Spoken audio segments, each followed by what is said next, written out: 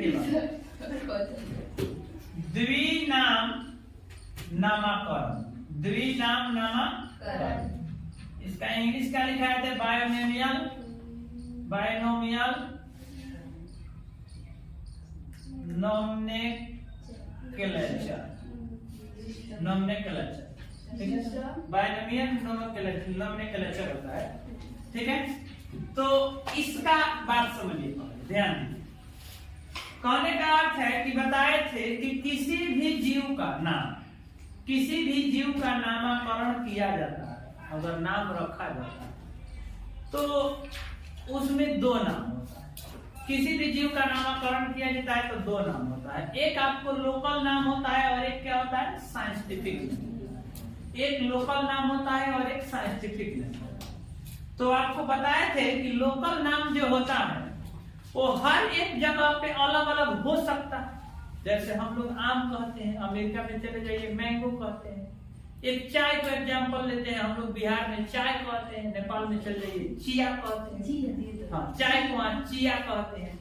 तो कहने का अर्थ है कि सब जगह अलग अलग नाम है, अजीब का नाम होता है सब जगह। तो मैंने लोकल नाम समझिए कि अलग अलग हो सकता है, लोकल नाम में अलग अलग हो सकता है। लेकिन जो साइंटिफिक नेम होता है वो क्या होता है, सेम होता है। किसी भी जीव का साइंटिफिक नेम सिर्फ एक ही होता है और साइंटिफिक नेम साइंटिस्ट यूज करते हैं।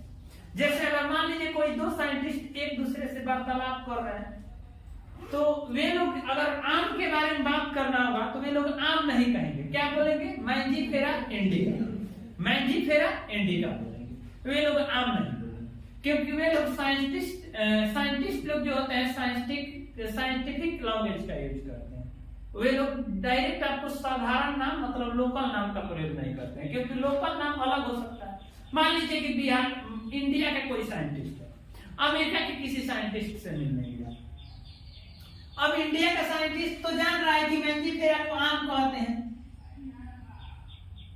लेकिन अमेरिका वाला आम जान रहा है नहीं, वो तो मैंगो जानता है। अब कौन जरूरी है कि उसको हिंदी पता होगा आम, तो ये जाके उससे बात करेगा, वार्तालाप करेगा तो ये आम नाम रखेगा, वो समझ नहीं पाएगा। हो सकता है वो मैंगो आम नाम रखे, ये नहीं समझ पाए।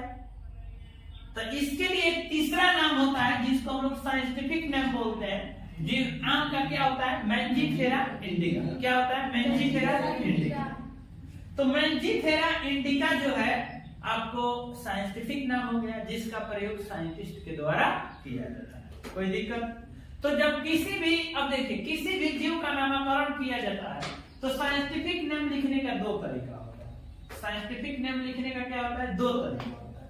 मतलब कहने का अर्थ है उसमें दो पॉइंट होता है, उसी को बोला जाता है आपको द्विनाम नामकरण पद्धति। द्विनाम नामकरण पद्धति इसमें ऐड कर सकते हैं, द्विनाम नामकरण पद्धति यहाँ पे सिस्टम यूज कर सकते हैं, ठीक है। जिसमें पहला, जैसे एग्जांपल के तौर पे हम लेते हैं, एग्जांपल के तौर पे हम लोग डिस्कस करते हैं आम के बारे में। किसके बारे में, आम के बारे में। आम के बारे में डिस्कस करते हैं। आम एक, देखिए आम जो है एक जीव हो गया, एक लिविंग बीइंग्स हो गया। इसका नामकरण करना है, इसका नामकरण करना है तो एग्जांपल के तौर पे हम आम ले लेते हैं। तो किसी भी जीव का नामकरण किया जाता है तो इसमें दो ठो पद होता है। पहला पद को बोलते हैं जेनेरिक नेम, पहला पद को जेनेरिक नेम और दूसरा को बोलते हैं स्पेसिफिक एपिथेट। पहला को बोलते हैं क्या चीज, जेनेरिक नेम, जेनेरिक नेम, और दूसरा को बोलते हैं स्पेसिफिक एपिथेट, स्पेसिफिक एपिथेट। दो पॉइंट।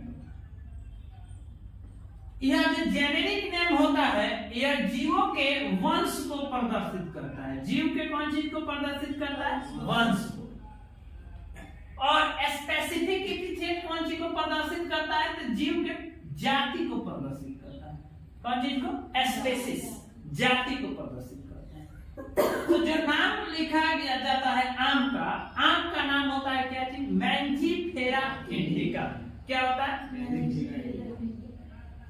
मैंजीफेरा, मैंजी इत्यादि भाषा में लिखा जाता है। Mangifera indica. देखिए मैंजीफेरा हो गया, इंडिका, तो इसका पूर्ण नाम क्या हो गया? Mangifera indica. जो मैंजीफेरा इसके वंश को, मैंजीफेरा कौन सी को, इसके वंश को इंडिकेट कर रहा है, प्रदर्शित कर रहा है, और इंडिका क्या कर रहा है? इसकी जाति को प्रदर्शित कर रहा है। तो कभी क्वेश्चन पूछा जाए कि आम का वैज्ञानिक नाम क्या होता है, तो डायरेक्ट बोलेगा मैंजीफेरा इंडिका, कोई दिक्कत। अब हम बात करते हैं इंटरनेशनल नोमेनक्लेचर सिस्टम के बारे में। किसके बारे में? देखिए international nomenclature system. International nomenclature system मतलब कहने का अर्थ है इसका नाम मैंजीफेरा इंडिका ही काहे रखा गया, किस तरह से रखा गया? तो किसी भी जीव का अगर नामकरण किया जाता है, अगर कोई साइंटिस्ट है जो किसी भी जीव को खोज करता है, किसी भी जीव को डिस्कवर करता है, तो अगर उसका नामकरण उसको करना है तो किसके आधार पर नामकरण करेगा? ध्यान दीजिए आप लोग, किसके आधार पर नामकरण करेगा? तो नामकरण करने के लिए साइंटिस्ट को कुछ नियम का पालन करना पड़ता है। इसके लिए दो नियम होता है। कितना नियम होता है? दो। एक होता है आपको ICBN और दूसरा होता है आपको ICZN। ये दो नियम, और इस दोनों नियम के तहत इसके पालन करते हुए, मतलब इस दोनों नियम के तहत इसका पालन करते हुए किसी भी जीव का नामकरण किया जाता है। तो करने के लिए सबसे पहले इसके नियम को पालन करना पड़ेगा। तो इसका नियम है क्या, इसको पहले जानते हैं। तो सबसे पहले देखिए, अगर किसी वनस्पति को आप खोज किए हैं, मतलब किसी पेड़ के या पौधा के बारे में आप खोज किए हैं और उसका नामकरण करना चाहते हैं, तो आप इसके आधार पर चलिएगा। किसके आधार पर? ICBN के आधार पर। और अगर आप किसी जानवर का नामकरण करना चाहते हैं तो आप इसके आधार पर चलिएगा, ICZN के आधार पर। ठीक है, पहले इसके फुल फॉर्म को देखते हैं। ICBN का फुल फॉर्म होता है इंटरनेशनल कोड ऑफ बोटैनिकल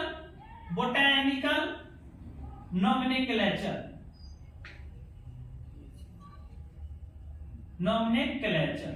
ठीक है, international code of botanical nomenclature.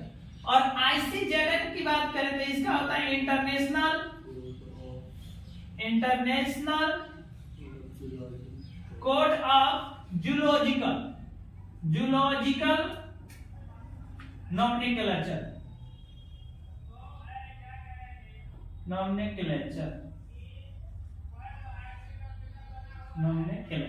ध्यान दीजिए, यहां पर आपको दो चीज देखने को मिल रहा है, एक बोटैनिकल और एक जूलॉजिकल। आपको पता है कि आप बायोलॉजी पढ़ रहे हैं तो बायोलॉजी का दो ब्रांच होता है। इंटरमीडिएट में आप लोग बायोलॉजी एक ही पढ़ते हैं, बुक एक ही होता है, लेकिन उसमें जूलॉजी और बॉटनी दोनों होता है। लेकिन जब आप आगे हायर क्लास में जाइएगा तो जूलॉजी और बॉटनी के रूप में बदल जाता है, दो भाग में। तो वही बायोलॉजी जो है दो भाग में बढ़ जाता है, जूलॉजी और बॉटनी। जूलॉजी के अंतर्गत हम लोग जीव जंतु के बारे में अध्ययन करते हैं और बॉटनी के अंतर्गत हम लोग वनस्पति के बारे में अध्ययन करते हैं। तो अगर किसी वनस्पति का नामकरण करना होगा तो हम किसके आधार पर करेंगे? International code of botanical nomenclature. अगर किसी जंतु का अगर नामकरण करना होगा तो हम किस पे करेंगे? International code of zoological nomenclature पे करेंगे। कोई दिक्कत? तो जब इस आम का अगर नामकरण किया गया तो किस पे किया गया होगा? ICBN पर किया गया होगा, क्योंकि ICBN क्या है? International code of botanical nomenclature, अर्थात आम जो है एक पौधा है और ये ICBN के अंतर्गत आता है। बोलो ना, बोले। तो अब इसका नियम क्या होता है? मैंने पहले नियम पता होना चाहिए कि नियम क्या होता है, तब ना नियम का पालन करेंगे। मान लीजिए हम अगर रोड पे गाड़ी चलाते हैं तो हमको ट्रैफिक का रूल पता होना चाहिए कि जब रेड बत्ती जल जाता है तो हमको रुक जाना है, ग्रीन बत्ती जल जाता है तो हमको चलना है, येलो बत्ती जलता है इसका मतलब हमको तैयार हो जाना है, हमको अपनी गाड़ी अपने लेन में चलाना है, लेफ्ट राइट में, मैंने आपको पता होना चाहिए कि लेफ्ट राइट में हमको चलाना है। तो नियम हमको पता होगा तब ना हम पालन कर पाएंगे। अब मान लीजिए हमको नियम पता नहीं है तो हम पालन कैसे करेंगे? तो सबसे पहले नियम जानना है। तो इसका नियम क्या होता है? देखिए, सबसे पहला उसका नियम होता है, सबसे पहला कि जो नामकरण होगा और उसका नाम लिखा जाएगा, किस भाषा में लिखा जाएगा? किस भाषा में? इटैलिक में। किसमें? इटैलिक में लिखा जाएगा। इटैलिक का मतलब समझते हैं? तिरछा होना चाहिए। जो लिखिएगा आप किस तरह का होना चाहिए? तिरछा। मैंने आप देखिए लिखते हैं ऐसे, एक मान लीजिए एच ऐसे सीधा सीधा लिखा हुआ है और एक ऐसे तिरछा लिखा हुआ है। दोनों में अंतर क्या है? एक सीधा है और एक तिरछा। तो तिरछा होना चाहिए, इटैलिक होना चाहिए, कोई दिक्कत? दूसरा इसके बारे में क्या होना चाहिए कि ये जो दो ठो वर्ड लिखाता है इसमें, एक जेनेरिक नेम और एक स्पेसिफिक थे। तो इसमें दूसरा पॉइंट है कि जेनेरिक नेम का प्रथम अक्षर, जेनेरिक नेम का प्रथम अक्षर क्या होना चाहिए? कैपिटल लेटर होना चाहिए। कैपिटल लेटर होना चाहिए। कैपिटल लेटर होना चाहिए। लेटर मतलब हाउ वाला लेटर ना, लेटर मतलब एबीसीडी वाला लेटर, समझ रहे हैं? दूसरा लेटर मत समझिए। जेनेरिक नेम का प्रथम अक्षर कैपिटल लेटर होना चाहिए, माने बड़ा अक्षर होना चाहिए। मतलब first letter of generic name is capital letter. ठीक है, इंग्लिश लिखना जरूरी नहीं है, हो जाएगा। First letter of generic name is capital letter. और तीसरा पॉइंट क्या होना चाहिए कि ये जो स्पेसिफिक एपिथेट होता है इसका टोटल अक्षर छोटा होना चाहिए। मतलब यहां लिखेंगे स्पेसिफिक एपिथेट का सभी अक्षर स्मॉल लेटर होना चाहिए, होना चाहिए। सभी अक्षर स्मॉल लेटर होना चाहिए। ठीक है। अब चौथा कि जो भाषा यूज किया जाता है, ये भाषा कैसा होना चाहिए? लैटिन भाषा होना चाहिए या ग्रीक भाषा होना चाहिए? लैटिन समझते हैं ना? लैटिन या ग्रीक भाषा होना चाहिए। ग्रीक भाषा, लैटिन या ग्रीक भाषा होना चाहिए। लैटिन या ग्रीक भाषा होना चाहिए, कोई दिक्कत? पांचवा इसमें पॉइंट क्या आएगा इसके नियम में कि अगर हाथ से लिखा जाए तो दोनों पदों को अलग अलग रेखांकित किया जाए।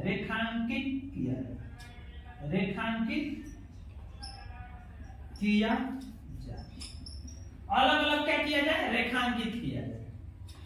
और छठा नियम है कि यदि आप समझिए कि लैटिन या ग्रीक भाषा नहीं यूज करते हैं तो इसके बदले आप स्थान के अनुसार, मतलब स्थानीय भाषा भी यूज कर सकते हैं।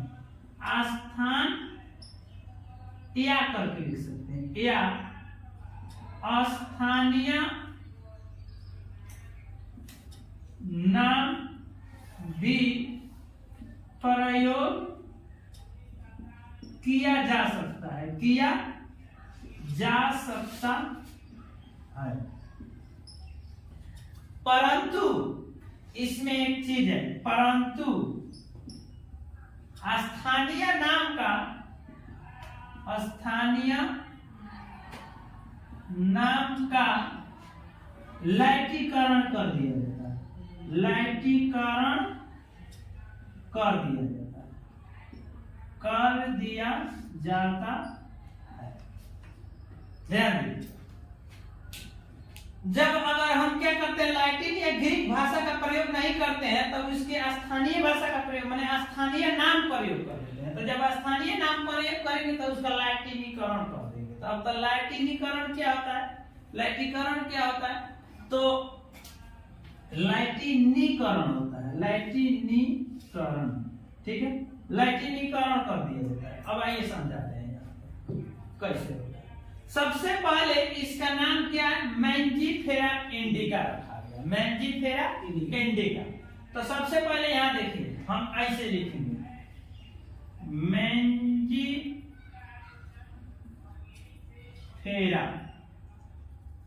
इंडिका।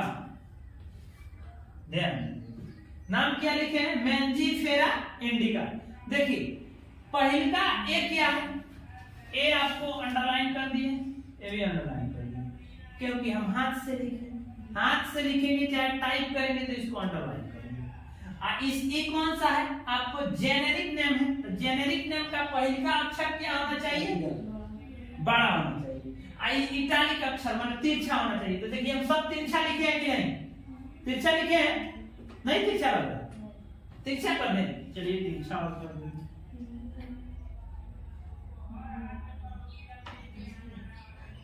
Mangifera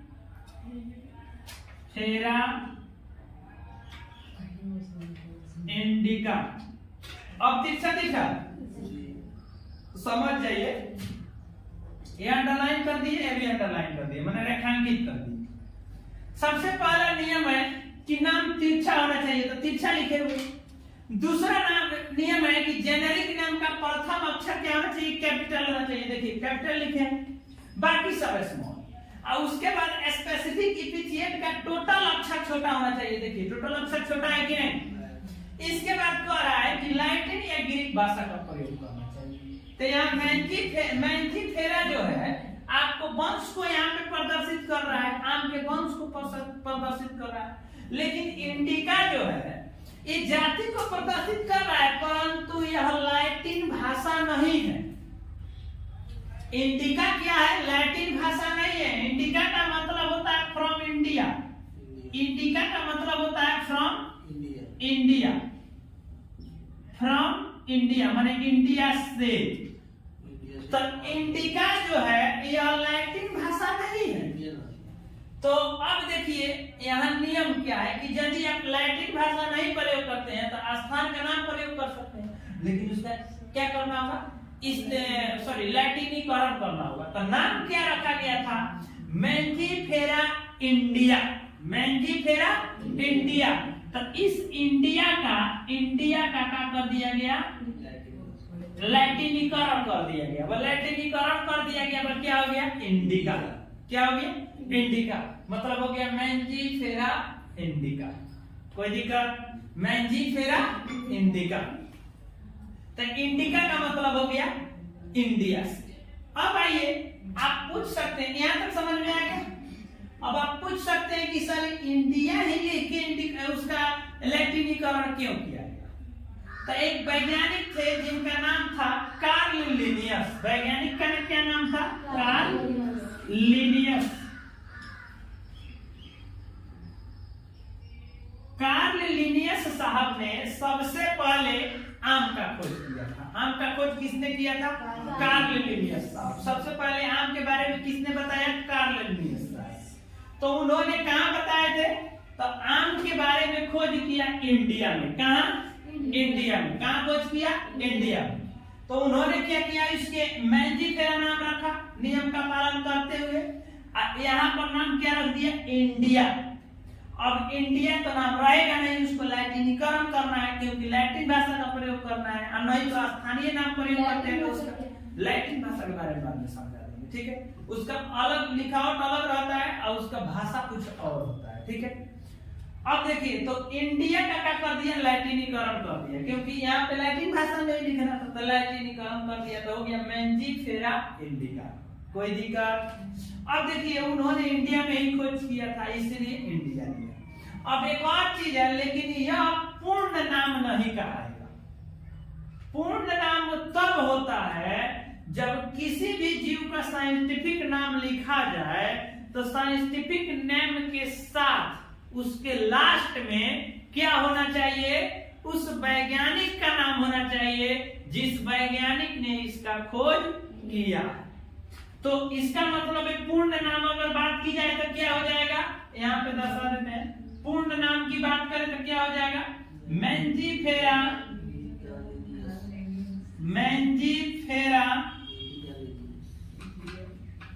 indica. अब बताइए कौन वैज्ञानिक इनका खोज किए? Karl Linnaeus. तो पूरा कार्ल लिनियस लिखाएगा नहीं, शॉर्ट में लिखा जाएगा लीन।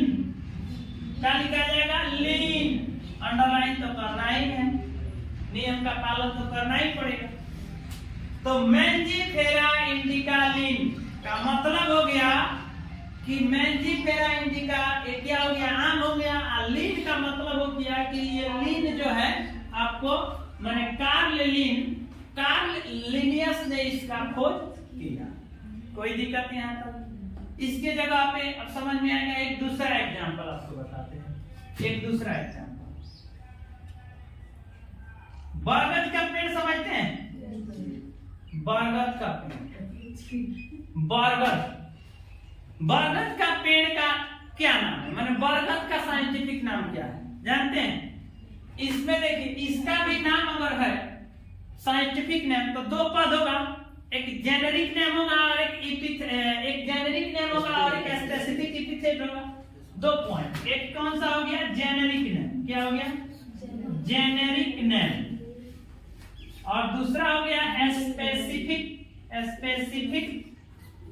एपिथेट।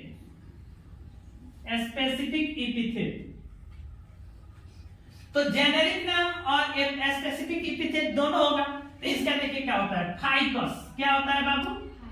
फाइकस। इसका होता है बैंगलेनेसिस। तो इसको शुद्ध लिखना होगा तो कैसे लिखाएगा? ऐसे तिरछा। फाइकस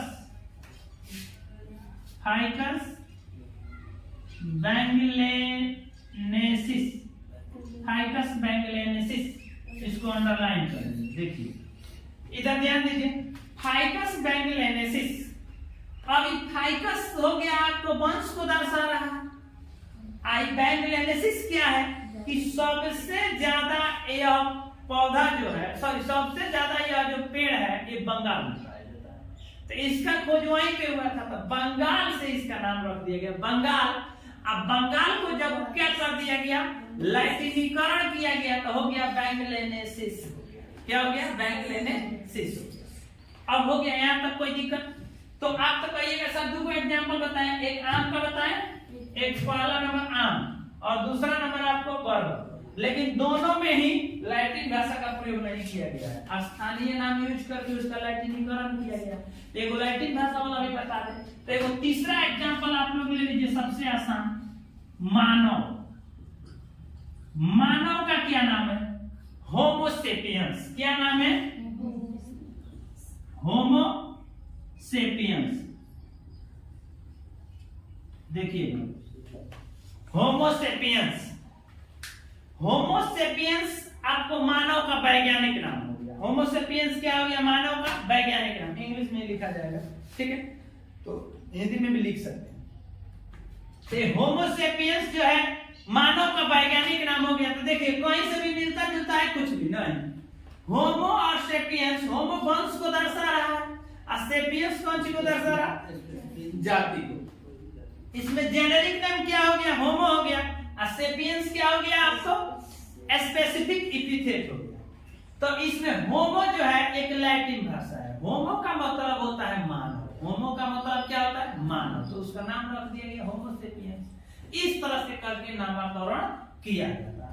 अब देखिए नामकरण बढ़िया से समझ चुके हैं, कोई नामकरण का मौलिक सिद्धांत पढ़ रहे थे, फंडामेंटल मेथड्स ऑफ क्लासिफिकेशन। उसमें फर्स्ट नंबर पॉइंट दिए थे पहचान। पहचान में तो किसी को कोई दिक्कत नहीं है कि जीवों के लक्षण को देखकर उसका पहचान किया जाता है और फिर उसका नामकरण किया जाता है। तो नामकरण करने का यह नियम है, नामकरण करने का यह ही नियम है जो आप लोगों को स्पष्ट बता दिया। यहाँ तक किसी को कोई दिक्कत